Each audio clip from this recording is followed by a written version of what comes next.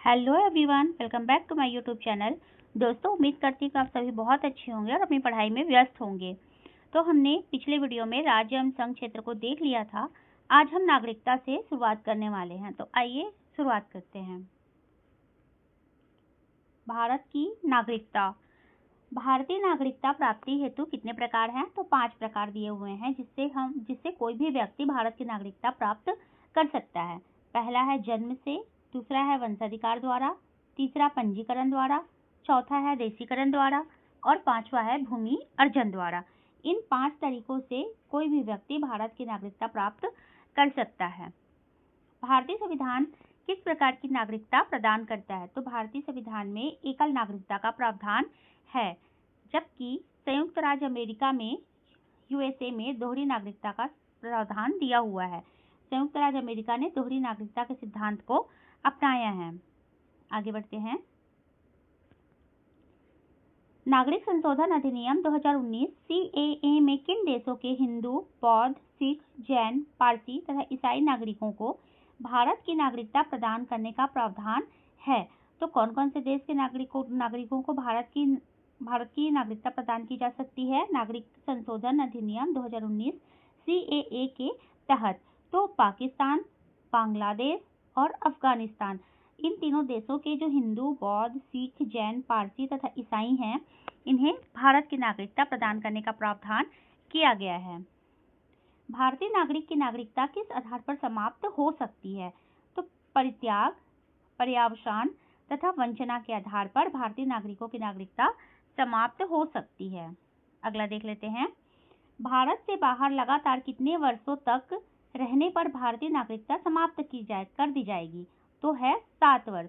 अगर कोई व्यक्ति लगातार 7 वर्षों तक भारत से बाहर है तो उसकी नागरिकता स्वतः ही समाप्त हो जाती है। अगला है प्रवासी भारतीय दिवस कितने समयांतराल पर मनाया जाता है? तो प्रति 2 वर्ष पर प्रवासी भारतीय दिवस मनाया जाता है। आगे बढ़ते हैं। यहाँ कुछ नागरिकता से संबंधित प्रमुख अनुच्छेदों के बारे में बताया गया है, तो आइए देख लेते हैं। अनुच्छेद 5 कहता है संविधान लागू होने के समय नागरिकता, इसके बारे में अनुच्छेद 5 में दिया हुआ है। अनुच्छेद 6 में है पाकिस्तान से भारत को प्रव्रजन करने वाले व्यक्तियों को नागरिकता का अधिकार। अनुच्छेद 7 में है पाकिस्तान से प्रव्रजित व्यक्तियों के नागरिकता का अधिकार तथा अनुच्छेद 8 में है भारतीय मूल के उन लोगों के नागरिकता का अधिकार जो भारत के बाहर रह रहे हैं। अनुच्छेद 9 में है जिस व्यक्ति ने स्वेच्छा से विदेशी नागरिकता प्राप्त कर ली है उसकी भारतीय नागरिकता समाप्त मान ली जाएगी। अनुच्छेद 10 में है नागरिकता संबंधी अधिकारों की निरंतरता। अनुच्छेद 11 में है संसद द्वारा कानून बनाकर नागरिकता अधिकारों का नियमन। चलिए आगे बढ़ते हैं। लक्ष्मीमल सिंघवी समिति किससे संबंधित है? तो लक्ष्मीमल सिंघवी समिति है वो दोहरी नागरिकता से संबंधित है। किसी व्यक्ति द्वारा भारतीय बैंकों में धन जमा करके भारत की नागरिकता नहीं प्राप्त की जा सकती है। भारतीय संविधान में एकल नागरिकता का प्रावधान किस देश से लिया गया है? तो हमारे संविधान में एकल नागरिकता का प्रावधान ब्रिटेन से लिया गया है। भारतीय मूल के व्यक्ति पीआईओ का कार्ड धारक भारत में नहीं खरीद सकता है, तो क्या नहीं खरीद सकता है? तो कृषि भूमि भारतीय मूल के व्यक्ति कार्ड धारक भारत में नहीं खरीद सकता है। चलिए आगे बढ़ते हैं। एनआरआई, पीआईओ तथा एवं ओसीआई कार्ड धारक में तुलना। तो अप्रवासी भारतीय, एनआरआई परिभाषा मतलब अप्रवासी भारतीय किन्हें कहा जाता है? तो जो भारतीय नागरिक जो साधारणतः भारत के बाहर निवास करता है, भारतीय पासपोर्ट धारक, उन्हें एनआरआई कहा जाता है। नागरिकता की अर्हता ये भारतीय नागरिक हैं। प्राप्त होने वाले लाभ, सभी लाभ जो सामान्यतः भारतीय नागरिकों को प्राप्त होते हैं वो अप्रवासी भारतीयों को भी, एनआरआई को भी प्राप्त होते हैं। इन्हें वीजा नहीं दिया गया है। मताधिकार दे दिया गया है। अप्रवासी भारतीयों को मताधिकार है। भारतीय मूल के व्यक्ति पीआईओ स्वयं परिभाषा है स्वयं व्यक्ति या उसका कोई पूर्वज भारतीय नागरिक रहा है, वह वर्तमान में अन्य देशों की नागरिकता प्राप्त है जिसका पासपोर्ट धारक है। नागरिकता की अर्हता, भारत में कम से कम 7 वर्षों के निरंतर निवास के आधार पर आवेदन कर सकते हैं। प्राप्त होने वाले लाभ, कोई विशेष लाभ नहीं दिया गया है। भारतीय मूल के व्यक्ति PIO को कोई विशेष लाभ नहीं दिया गया है। वीजा तो हाँ, इन्हें वीजा दिया गया है। मताधिकार, इन्हें मताधिकार भी नहीं है। आगे बढ़ते हैं। विदेशी भारतीय नागरिक OCI, एक व्यक्ति जो विदेशी भारतीय नागरिक OCI कार्ड धारक हो तथा नागरिकता अधिनियम 1955 के अंतर्गत पंजीकृत हो, उन्हें विदेशी भारतीय नागरिक कहा जाता है। और नागरिकता की अर्हता है संविधान लागू होने या उसके बाद भारतीय नागरिक था उस भूभाग का निवासी जो स्वतंत्रता के बाद भारत का अंग बना।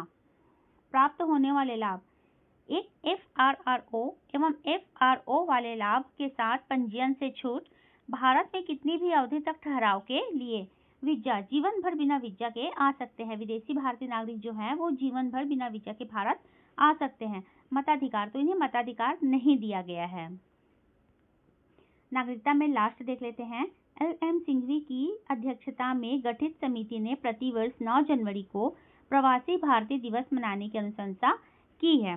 तो प्रवासी भारतीय दिवस कब मनाया जाता है? तो 9 जनवरी को मनाया जाता है। किस समिति की अनुशंसा पर? तो LM सिंघवी समिति की अनुशंसा पर। आइए आगे बढ़ते हैं। अगला है मूल अधिकार। मूल अधिकार को देख लेते हैं। भारतीय संविधान के किस भाग के अंतर्गत नागरिकों को मौलिक अधिकार प्रदान किए गए हैं? तो भारतीय संविधान के भाग 3 अनुच्छेद 12 से 35 के अंतर्गत नागरिकों को मौलिक अधिकार प्रदान किए गए हैं। तो भारतीय संविधान के भाग 3 अनुच्छेद 12 से 35 के अंतर्गत नागरिकों को मौलिक अधिकार प्रदान किए गए हैं। अगला है, संविधान द्वारा मौलिक अधिकारों को लागू करने की शक्ति किसे प्रदान की गई है? तो संविधान द्वारा मौलिक अधिकारों को लागू करने की शक्ति सर्वोच्च न्यायालय एवं उच्च न्यायालयों को प्रदान की गई है। भारतीय संविधान का अनुच्छेद 13 संवैधानिक प्रावधानों को संसद तथा राज्य विधानमंडलों द्वारा बनाए गए नियमों कानूनों पर प्राथमिकता प्रदान करता है।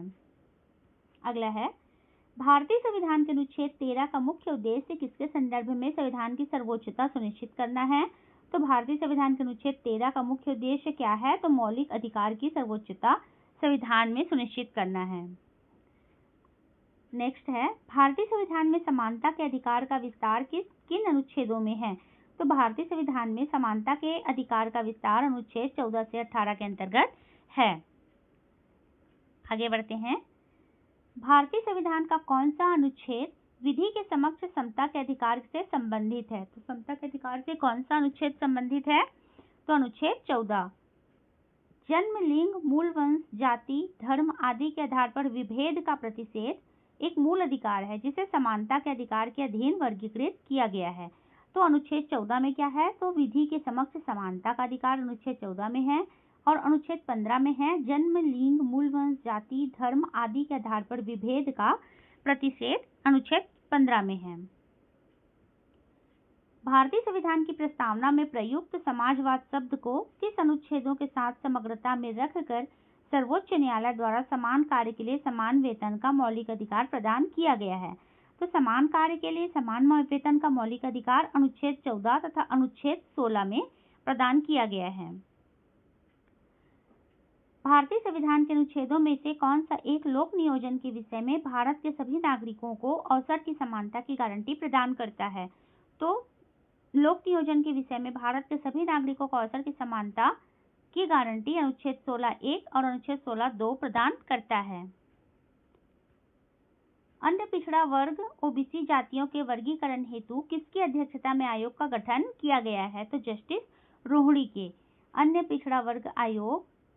पिछड़ा वर्ग OBC जातियों के वर्गीकरण हेतु किसकी अध्यक्षता में आयोग का गठन किया गया है? तो जस्टिस रोहिणी के अध्यक्षता में आयोग का गठन किया गया है। कुछ संवैधानिक उपबंध हैं। कुछ ऐसे अधिकार हैं जो केवल भारतीय नागरिकों को प्राप्त हैं और कुछ ऐसे अधिकार हैं जो भारतीय एवं विदेशी दोनों नागरिकों को प्राप्त हैं। तो आइए देख लेते हैं। केवल भारतीय नागरिकों को प्राप्त मूल अधिकार: धर्म, मूल वंश, जाति, लिंग या जन्म स्थान के आधार पर विभेद का प्रतिषेध, ये अनुच्छेद 15 में उल्लेखित है। लोक नियोजन के विषय में अवसर की समानता, ये अनुच्छेद 16 में उल्लेखित है। वाक एवं अभिव्यक्ति शांतिपूर्ण एवं शस्त्र रहित सम्मेलन करने, संघ एवं सरकारी समिति बनाने, भारत के राज्य क्षेत्र में अबाध संचरण एवं बसने तथा व्यापार करने की स्वतंत्रता, तो ये सारी स्वतंत्रता अनुच्छेद 19 में दी गई है। अल्पसंख्यक वर्गों के हितों का संरक्षण, ये अनुच्छेद 29 में है। शिक्षण संस्थाओं की स्थापना और प्रशासन करने का अल्पसंख्यक वर्गों का अधिकार, ये अनुच्छेद 30 में है। ये वो मूल अधिकार है जो केवल भारतीय नागरिकों को प्राप्त हैं। आगे देखते हैं भारतीय एवं विदेशी नागरिकों को प्राप्त मूल अधिकार। तो विधि के समक्ष समता और विधियों का समान संरक्षण, ये अनुच्छेद 14 में दिया हुआ है। दूसरा है अपराधों के लिए दोष सिद्धि के संबंध में संरक्षण, अनुच्छेद 20 में उल्लेखित है। तीसरा है जीवन का अधिकार, ये अनुच्छेद 21 में है। चौथा है शिक्षा का अधिकार, ये अनुच्छेद 21A में है। पांचवा है कुछ दशाओं में गिरफ्तारी एवं निरोध से संरक्षण, ये अनुच्छेद 22 में है। शोषण के विरुद्ध अधिकार, अनुच्छेद 23 और 24 में है। सातवां है धर्म एवं संस्कृति की स्वतंत्रता का अधिकार, तो अनुच्छेद 25, 26, 27 और 28 में उल्लेखित है। संविधान के किस अनुच्छेद के अंतर्गत अस्पृश्यता का उन्मूलन किया गया है? तो अनुच्छेद 17। संविधान के अनुच्छेद 17 के अंतर्गत छुआछूत का उन्मूलन किया गया है। संविधान में अस्पृश्यता परिभाषित नहीं है। अस्पृश्यता निवारण अधिनियम 1955 के अंतर्गत अस्पृश्यता को बढ़ावा देना एक दंडनीय अपराध है। अनुच्छेद 18 का संबंध किससे है? तो अनुच्छेद 18 का संबंध है उपाधियों के अंत से। भारतीय संविधान के किस अनुच्छेद में वाक एवं अभिव्यक्ति की स्वतंत्रता के मूल अधिकार का प्रावधान किया गया है? तो अनुच्छेद 19 में किया गया है वाक एवं अभिव्यक्ति की स्वतंत्रता का अधिकार का प्रावधान। अगला है भारत के संविधान में प्रेस की स्वतंत्रता का प्रत्यक्ष प्रावधान नहीं है, परंतु यह स्वतंत्रता किस अनुच्छेद में अंतर्निहित है? तो यह स्वतंत्रता है अनुच्छेद 19A में। प्रेस की स्वतंत्रता का प्रत्यक्ष प्रावधान नहीं है, परंतु यह स्वतंत्रता दी गई है। तो ये किस अनुच्छेद में है? तो अनुच्छेद 19A में।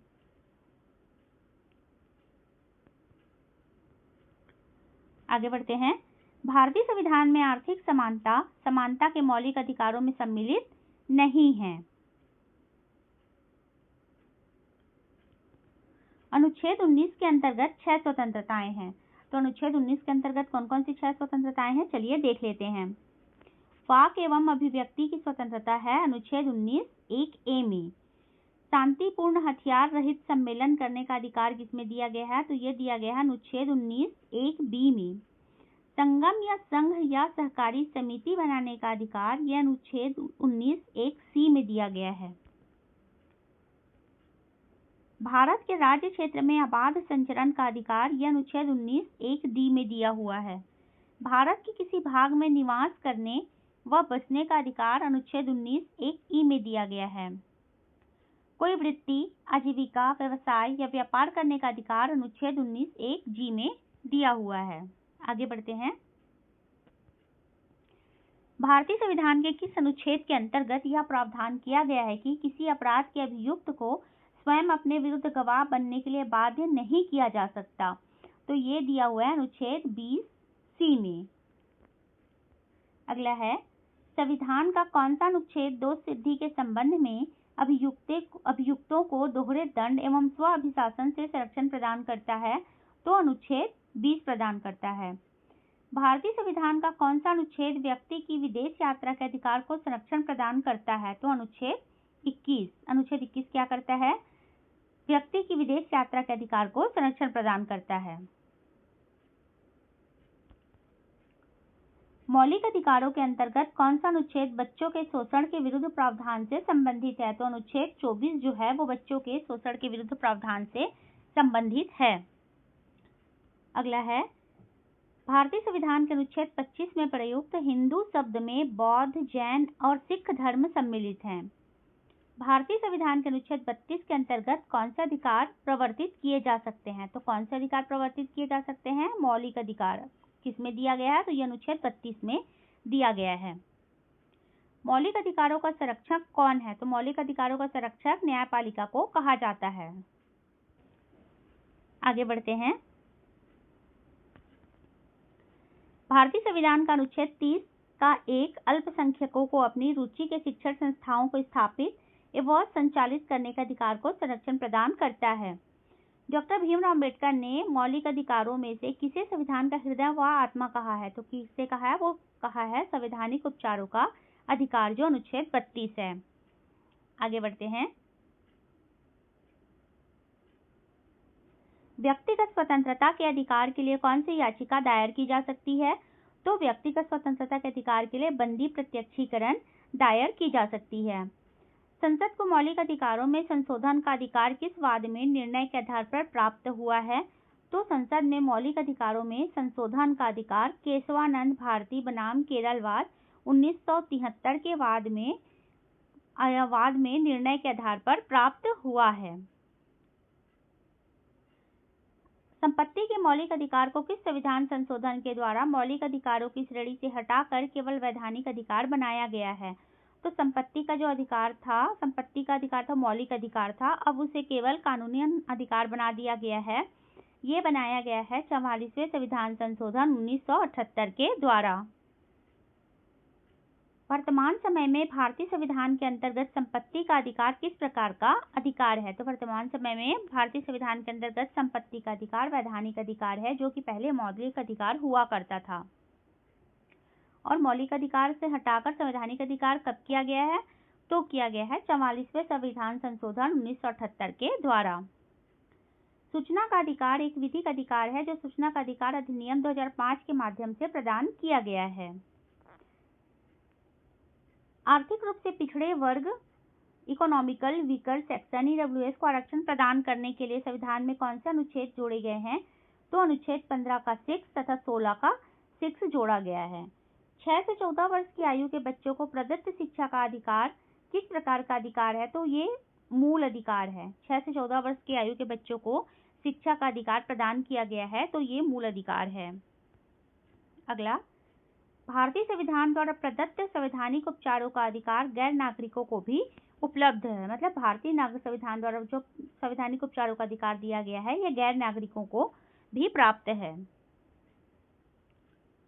कौन सा मूल अधिकार राष्ट्रीय आपातकाल अनुच्छेद 352 में भी समाप्त या सीमित नहीं किया जा सकता? तो व्यक्तिगत स्वतंत्रता तथा जीवन का अधिकार जो है, ये राष्ट्रीय आपातकाल में भी समाप्त नहीं किया जा सकता। बंधुआ मजदूर उन्मूलन अधिनियम बॉन्डेड लेबर एबॉलिशन एक्ट संसद द्वारा किस वर्ष पारित किया गया था? तो बंधुआ मजदूर उन्मूलन अधिनियम 1976 में पारित किया गया था। ये भारतीय संविधान द्वारा प्रदत्त 6 मूल अधिकार हैं और उसके अनुच्छेद हैं, तो ये आप लोगों के लिए बहुत ही इंपॉर्टेंट है, प्लीज इसे याद रखिएगा। मूल अधिकार है समानता का अधिकार, जो कि अनुच्छेद 14 से 18 में दिया हुआ है। स्वतंत्रता का अधिकार है अनुच्छेद 1922 में। शोषण के विरुद्ध अधिकार है अनुच्छेद 23 और 24 में। धर्म की स्वतंत्रता का अधिकार है अनुच्छेद 25 और 28 में। संस्कृति और शिक्षा संबंधी अधिकार दिया हुआ है अनुच्छेद 29 और 30 में। और संवैधानिक उपचारों का अधिकार अनुच्छेद 32 में। समानता का अधिकार, मैं फिर से एक बार रिपीट कर रही हूँ दोस्तों, प्लीज याद रखिएगा। समानता का अधिकार है अनुच्छेद 14 से 18 में। स्वतंत्रता का अधिकार है अनुच्छेद 19 से 22। शोषण के विरुद्ध अधिकार है 23 और 24 में। धर्म की स्वतंत्रता का अधिकार है अनुच्छेद 25 से 28 में। संस्कृति और शिक्षा संबंधी अधिकार अनुच्छेद 29 और 30 में। संवैधानिक उपचारों का अधिकार अनुच्छेद 32 में दिया हुआ है। अनुच्छेद 26 के अंतर्गत सभी धर्मावलंबियों को धार्मिक संस्था की स्थापना एवं धार्मिक कार्यों के प्रबंधन का अधिकार प्राप्त है। तो सभी धर्मावलंबियों को धार्मिक संस्था की स्थापना एवं धार्मिक कार्यों के प्रबंधन का अधिकार कौन सा अनुच्छेद प्रदान करता है? तो अनुच्छेद 26। चलिए आगे बढ़ते हैं। अगला है राज्य के नीति निर्देशक तत्व। तो आइए राज्य के नीति निर्देशक तत्व को देख लेते हैं। राज्य के नीति निर्देशक सिद्धांतों को भारतीय संविधान में शामिल किए जाने का क्या उद्देश्य है? तो सामाजिक आर्थिक लोकतंत्र को स्थापित करना ही राज्य के नीति निर्देशक सिद्धांतों को भारतीय संविधान में शामिल किए जाने का उद्देश्य है। अगला है कल्याणकारी राज्य की संकल्पना का समावेश संविधान के किस भाग में किया गया है? तो राज्य के नीति निर्देशक सिद्धांतों में भाग 4 में कल्याणकारी राज्य की संकल्पना का समावेश किया गया है। अगला है, भारतीय संविधान में किसके अंतर्गत पंचायती राज प्रणाली की व्यवस्था की गई है? तो भारतीय संविधान में पंचायती राज प्रणाली की व्यवस्था की गई है राज्य के नीति निर्देशक सिद्धांतों के अंतर्गत। आगे बढ़ते हैं। समान आचार संहिता राज्य के नीति निर्देशक तत्वों का भाग नहीं है, किंतु समान नागरिक संहिता नीति निर्देशक तत्व है। नीति निर्देशक सिद्धांत वाद योग्य नहीं है। आगे बढ़ते हैं। समान नागरिक संहिता विधेयक पारित करने वाला पहला राज्य कौन है? तो समान नागरिक संहिता विधेयक पारित करने वाला पहला राज्य है उत्तराखंड। भारत के संविधान में समान कार्य के लिए समान वेतन के अधिकार का प्रावधान किया गया है। तो किसमें कहाँ किया गया है? भारत के संविधान में समान कार्य के लिए समान वेतन के अधिकार का प्रावधान कहाँ किया गया है? तो राज्य के नीति निर्देशक सिद्धांतों में। आगे बढ़ते हैं। पुरुषों और स्त्रियों दोनों का समान कार्य के लिए समान वेतन राज्य के नीति निर्देशक सिद्धांत तत्वों में निहित है। राज्य के नीति निर्देशक सिद्धांतों में कौन सा अनुच्छेद अंतर्राष्ट्रीय शांति और सुरक्षा के संवर्धन से संबंधित है? तो वो अनुच्छेद है अनुच्छेद 51। राज्य के नीति निर्देशक सिद्धांत एक ऐसा चेक है जो बैंक की सुविधा अनुसार अदा किया जाता है। यह कथन किसका है? तो यह कथन है केटी शाह का। नीति निर्देशक तत्व से संबंधित महत्वपूर्ण अनुच्छेदों के बारे में देख लेते हैं। पहला अनुच्छेद है अनुच्छेद 36, नीति निर्देशक तत्वों के संदर्भ में राज्य की परिभाषा। अनुच्छेद 37, न्यायालय द्वारा प्रवर्तनीय न होना। अनुच्छेद 38, लोक कल्याण की अभिवृद्धि के लिए सामाजिक व्यवस्था बनाना। अनुच्छेद 38(2) में है आय की असमानताओं को कम करने का प्रयास करना। अनुच्छेद 39(क) में है पुरुष स्त्री को समान रूप से जीविका के पर्याप्त साधन प्राप्त करने का अधिकार है। अनुच्छेद 39(ख) में है समुदाय के भौतिक संसाधनों का स्वामित्व व नियंत्रण इस प्रकार हो जिससे सामूहिक हितों की सर्वोत्तम रूप में प्राप्ति हो। अनुच्छेद 39(घ) कहता है पुरुषों व स्त्रियों दोनों को समान कार्य के लिए समान वेतन दिया जाना चाहिए। अनुच्छेद 39(ङ) पुरुष और स्त्री कर्मकारों के स्वास्थ्य व शक्ति का तथा बालकों की सुकुमार अवस्था का दुरुपयोग ना हो। अनुच्छेद 40 कहता है ग्राम पंचायतों का गठन। अनुच्छेद 41 में है कुछ दशाओं में काम, शिक्षा व लोक सहायता पाने का अधिकार। अनुच्छेद 42 में काम की न्याय संगत व मानवोचित दशाएं तथा प्रसूति सहायता। अनुच्छेद 43 में दिया हुआ है कर्मकारों के लिए निर्वाह मजदूरी आदि के बारे में अनुच्छेद 43 में दिया हुआ है। अनुच्छेद 43 के क में है उद्योगों के प्रबंधन में कर्मकारों का भाग लेना। अनुच्छेद 43 का ख कहता है सहकारी समितियों के स्वैच्छिक गठन, स्वायत्त संचालन, लोकतांत्रिक नियंत्रण तथा व्यावसायिक प्रबंधन को बढ़ावा देना। ये किसमें है? ये अनुच्छेद 43 के ख में है। अनुच्छेद 44 में सभी नागरिकों के लिए एक समान नागरिक संहिता का प्रावधान है। अनुच्छेद 45 है 6 वर्ष से कम आयु के बच्चों के लिए निःशुल्क व अनिवार्य शिक्षा का प्रावधान। अनुच्छेद 46 में है SC, ST दुर्बल वर्गों के शैक्षिक व आर्थिक हितों की अभिवृद्धि। अनुच्छेद 47 में है पोषाहार स्तर और जीवन स्तर तथा लोक स्वास्थ्य में सुधार तथा हानिकारक नशीले पदार्थों के उपभोग पर प्रतिबंध। अगला है अनुच्छेद 48, कृषि और पशुपालन में आधुनिक और वैज्ञानिक प्रणालियों का प्रयोग करना, गायों, बछड़ों तथा अन्य दुधारू पशुओं के वध पर प्रतिबंध एवं उनकी नस्लों में सुधार के प्रयास। ये अनुच्छेद 48 में दिया हुआ है।